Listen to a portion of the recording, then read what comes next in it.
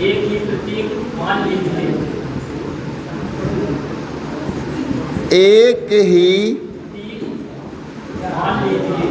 प्रतीक मान लीजिए। आ single comma आ प्रतीक प्रयुक्त किया गया।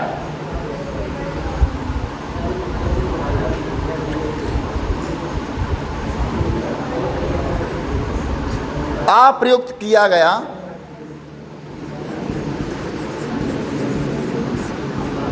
चूंकि प्रिंसिप ने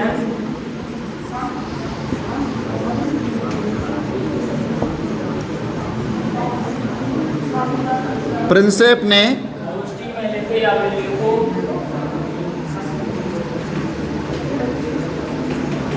खरोष्ठी में लिखे अभिलेखों की भाषा लिखे अभिलेखों की भाषा की भाषा की पहचान की पहचान प्राकृत के रूप में की थी। प्राकृत के रूप में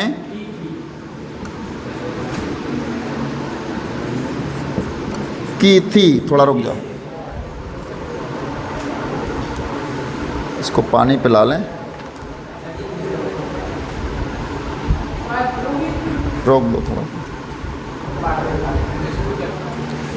खरोष्ठी लिपि को कैसे पढ़ा गया, यहां हम देखें पश्चिमोत्तर के अभिलेखों में, जो भारत का पश्चिमोत्तर हिस्सा है, यहाँ जो अभिलेख प्राप्त हुए हैं, अभिलेखों में प्रयुक्त खरोष्ठी लिपि के पढ़े जाने की कहानी अलग है। जो खरोष्ठी लिपि है इसके पढ़े जाने की कहानी अलग है। इसको कैसे पढ़ा गया, इस क्षेत्र में शासन करने वाले, यानी पश्चिमोत्तर क्षेत्र में शासन करने वाले जो शासक थे, भारत के पश्चिमोत्तर क्षेत्र की हम बात कर रहे, तो हिंदू यूनानी राजाओं द्वारा बनवाए गए सिक्कों से, वहाँ पर हिंदू और यूनानी राजा थे, इन्होंने जो सिक्के बनवाए, यूनानी जो यूनान देश से यहाँ आए थे, शासन करने लगे थे यहाँ पर, तो हिंद और यूनानी जो शासक थे उन्होंने सिक्के बनवाए और सिक्कों से जानकारी हासिल करने के में आसानी हुई और उन्हीं सिक्कों से हमने जानकारी हासिल की है। इन सिक्कों में राजाओं के नाम यूनानी और खरोष्ठी में लिखे गए, यानी पश्चिमोत्तर भारत के या पश्चिमोत्तर राज्यों में यूनानी और हिंदू राजा थे, इन्होंने सिक्के बनवाए थे। सिक्कों से हमें इतिहास की जानकारी में आसानी हुई है और इन्होंने सिक्कों पर अपने नाम अंकित करवाए थे, राजाओं ने अपने नाम सिक्कों पर लिखवाए थे। यूनानी भाषा पढ़ने वाले यूरोपीय विद्वानों ने अक्षरों का मेल मिलाप किया। जो यूनानी भाषा पढ़ लेते थे विद्वान, उन्होंने अक्षरों का मेल मिलाप किया, और जब उन्होंने अक्षरों का मेल मिलाप किया, उदाहरण के तौर पर देखा जाए तो उन्होंने लिखा, दोनों लिपियों में अपोलोडोटस लिखा, यूनानी लिपि में और खरोष्ठी लिपि में अपोलोडोटस लिखा। तो अपोलोडोटस का एक अक्षर ले लेते हैं, दोनों लिपियों में लिखा अपोलोडोटस, तो इसका आ नाम लिखने में एक ही प्रतीक मान लीजिए आ। अपोलोडोटस में भी आ, और यानी कि यूनानी भाषा में आ लिखा था और खरोष्ठी लिपि में भी आ लिखा था, तो दोनों का प्रतीक एक जैसा लगा, इस प्रकार इसको पढ़ा जा सका। प्रयुक्त किया गया, चूंकि प्रिंसेप ने खरोष्ठी में लिखे अभिलेखों की भाषा की पहचान प्राकृत के रूप में की थी। जो जॉन प्रिंसेप थे, उन्होंने एक अंग्रेज अधिकारी थे, भारत में पुरातत्व सर्वेक्षण विभाग के डायरेक्टर भी रहे हैं। तो इन्होंने क्या किया था, इन्होंने दोनों लिपियों में दोनों भाषाओं के अक्षरों का मेल मिलाप किया और उन्होंने अभिलेखों की भाषा को प्राकृत के रूप में पहचान की थी कि जो अभिलेख लिखे वो प्राकृत भाषा में लिखे। इसलिए लंबे अभिलेखों को पढ़ना सरल हो गया, लंबे जो अभिलेख थे उनको पढ़ना सरल हो गया, क्योंकि प्राकृत और खरोष्ठी लिपियों को देखा गया उनको मेल मिलाप किया गया, यूनानी लिपि से भी मेल मिलाप किया गया, और कुछ अक्षरों के प्रतीक एक जैसे सभी भाषाओं में मिले तो उनसे अक्षरों को पढ़ना आसान हो गया।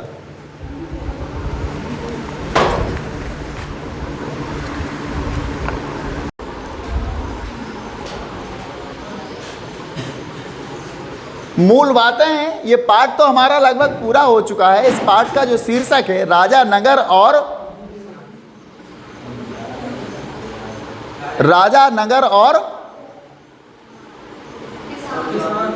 नहीं, ऐसा नहीं है। राजा, किसान और नगर, ठीक है, राजा, किसान और नगर।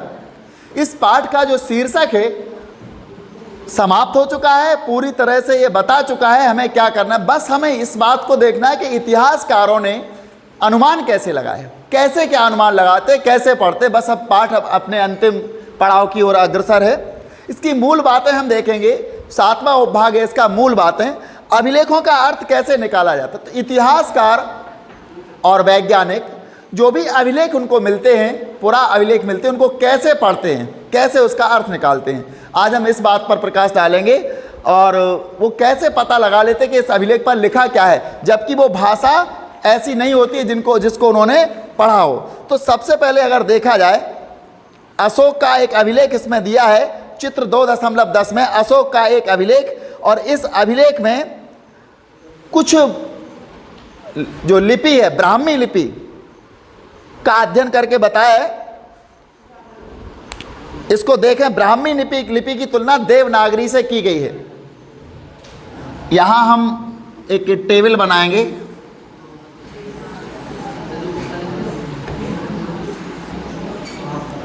एक टेबल होगी, इस टेबल में अपन लिखेंगे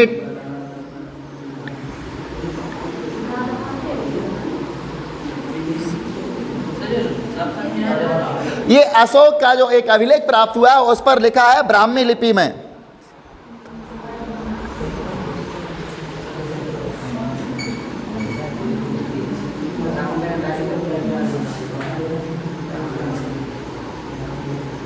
इस प्रकार से कुछ अक्षर लिखे हुए हैं उसके अशोक के अभिलेख पर। और इनको हमने देवनागरी में कैसे पहचाना, एक देवनागरी जो लिपि है उसमें हमने कैसे पहचाना। इसको मान लिया हमने का, इसको माना च, इसको माना ढ,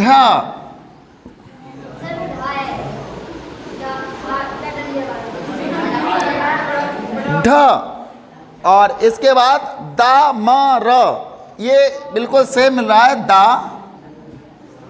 ये मा र। इस प्रकार से हमने उसके अभिलेखों को देखा।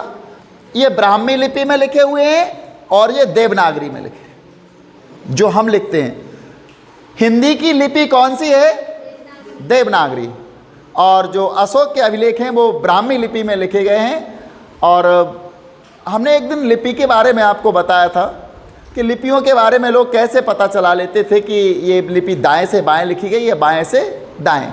बताया था जिस तरफ हाशिए ज़्यादा रह जाते हैं वहाँ से हम लिखना प्रारंभ करते हैं, ये पता चलता है कि लिखना। यदि हम इस पर यहाँ से लिखेंगे तो इस तरफ हम हाशिए छोड़ेंगे, और यदि हम यहाँ से लिखेंगे तो इस तरफ छोड़ेंगे हाशिए। और अगर हम यहाँ से लिख करके, यहाँ से लिखते लिखते लिखते यहाँ जा कर के लास्ट तक लिख जाते हैं, हाशिया नहीं छूटता है, तो ये समझ लेते हैं हम कि ये लिखने का अंतिम, यानी इस तरफ से उस तरफ लिखा है हमने। क्योंकि लास्ट में अगर हमें कमल लिखना है और का और माँ के लिए जगह है तो ला भी हम वहीं चिपका देते हैं कहीं ना कहीं। इसी प्रकार पता चल जाता है कौन सी तरफ से हमने लिखना प्रारंभ किया। तो इतिहासकार ये देखते हैं, वैज्ञानिक ये देखते हैं, जिस ओर हाशिए ज़्यादा छूटे होते हैं उस तरफ से लिखना प्रारंभ माना जाता है। तो हमने देखा इसमें जैसे खरोष्ठी लिपि है, खरोष्ठी लिपि दाएं से बाएं लिखी जाती है, उस तरफ से इस तरफ। तो इधर हाशिए नहीं छूटे होंगे, उधर हाशिए छूटे होंगे, तो समझ में आता है कि ये इस तरफ से लिखी जाती है।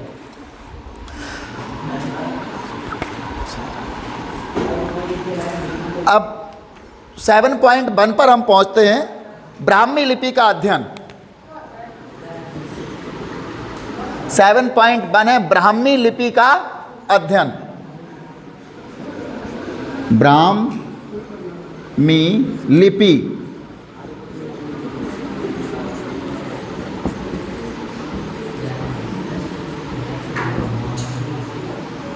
ब्राह्मी लिपि का अध्ययन। आधुनिक भारतीय भाषाओं में अगर देखा जाए तो आधुनिक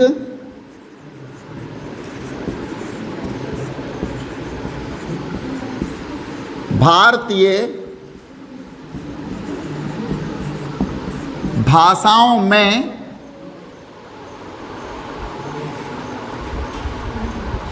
प्रयुक्त लगभग सभी लिपियों का मूल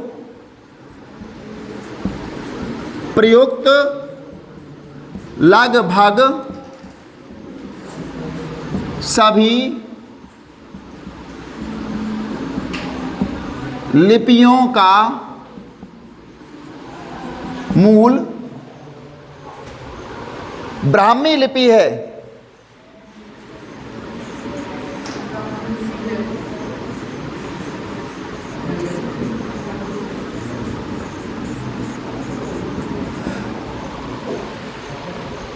जितनी भी भारतीय भाषाएं रही हैं इन सब का मूल ब्राह्मी लिपि भाषा है या ब्राह्मी लिपि है।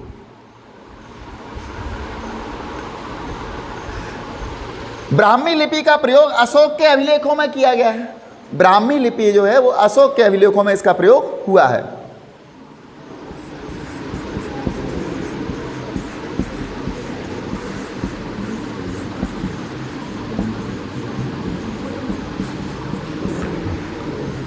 अशोक के अभिलेखों में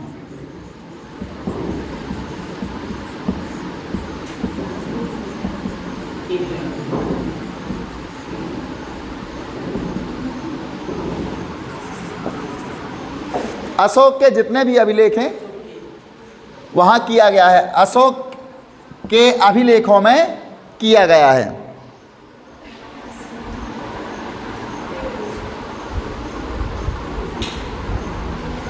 18वीं सदी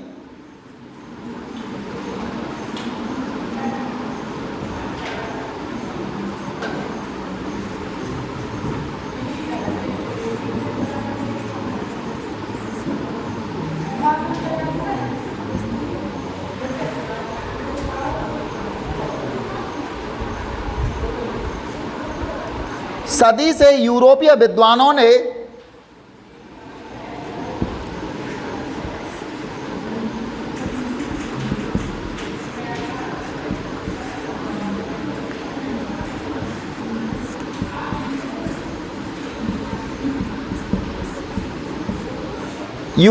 विद्वानों ने भारतीय पंडितों की सहायता से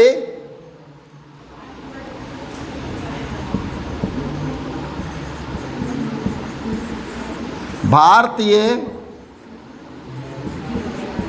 पंडितों की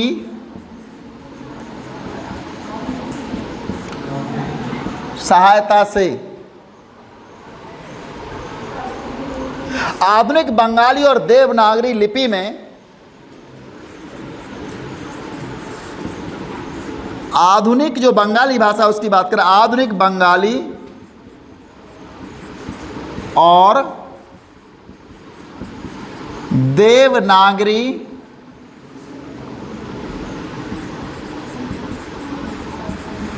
लिपि में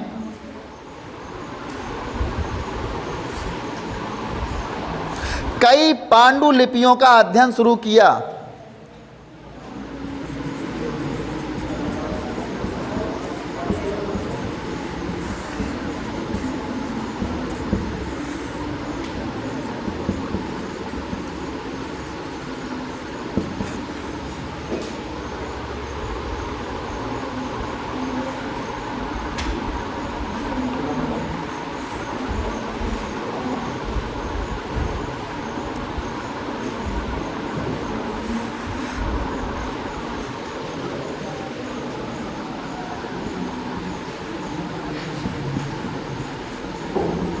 अध्ययन शुरू किया और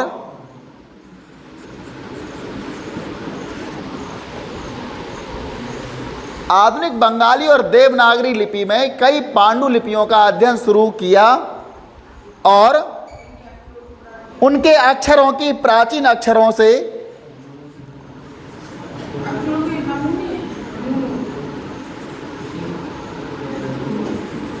उनके अक्षरों के नमूने से प्राचीन अक्षरों के नमूनों से तुलना शुरू की।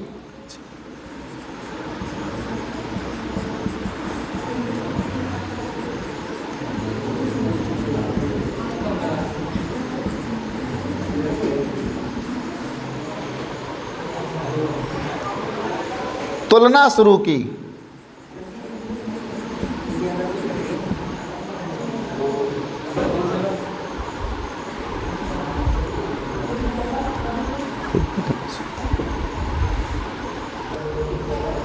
आरंभिक अभिलेखों का अध्ययन करने वाले विद्वानों ने कई बार यह अनुमान लगाया कि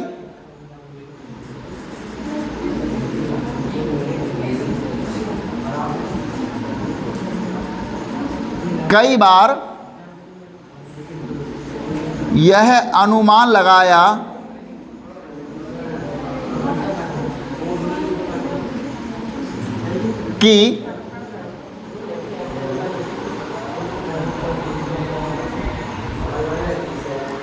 ये संस्कृत में लिखे हैं।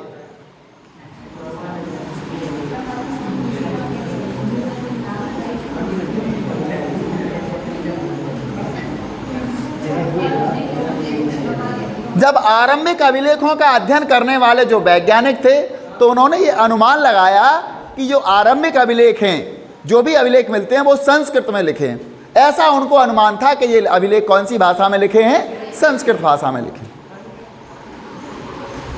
जबकि प्राचीनतम अभिलेख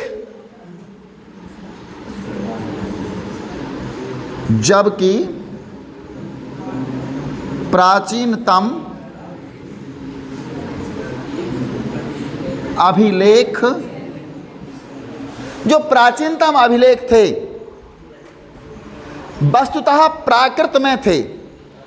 वस्तुतः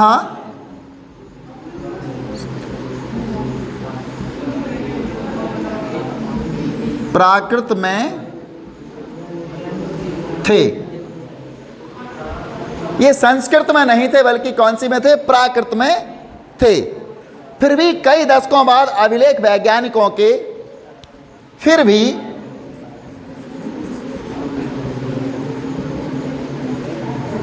कई दशकों बाद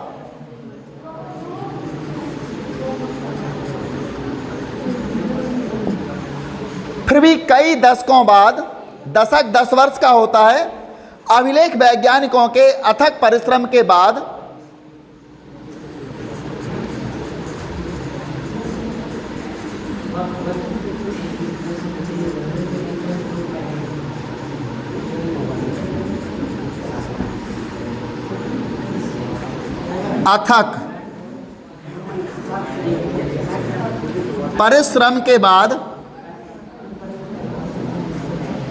अथक परिश्रम के बाद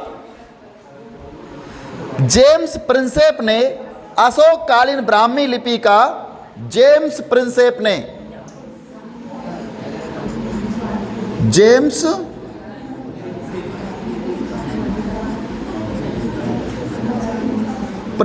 ने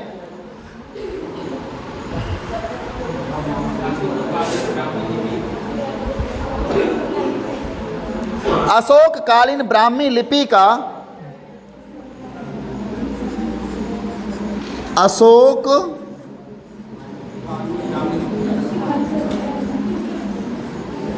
कालीन ब्राह्मी लिपि का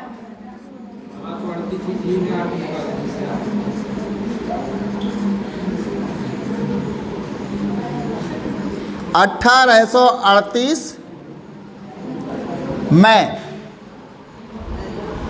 अर्थ निकाल लिया। 1838 ईस्वी कर लो इसको, मैं अर्थ निकाल लिया।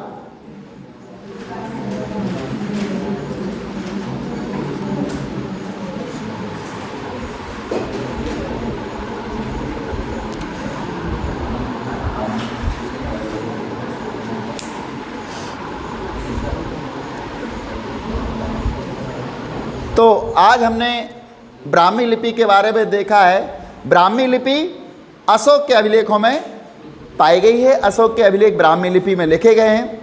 प्रारंभिक जो अभिलेखों का अध्ययन करने वाले वैज्ञानिक या इतिहासकार थे, इन्होंने सबसे पहले अनुमान लगाया था कि ये जो अभिलेख संस्कृत भाषा में लिखे, किंतु ऐसा नहीं था। अशोक कालीन प्राचीन जो अभिलेख थे वो प्राकृत भाषा में लिखे थे।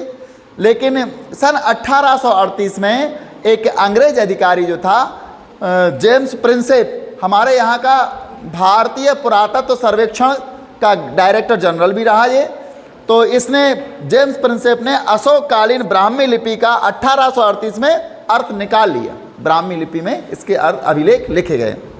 अगली लिपि आएगी खरोष्ठी लिपि को कैसे पढ़ा गया। 7.2 होगा, खरोष्ठी लिपि को कैसे पढ़ा गया।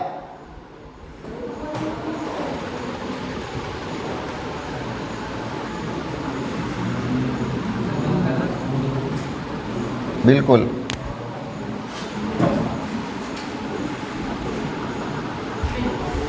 स्टार्ट किया कि बंद किया? बंद कर दो।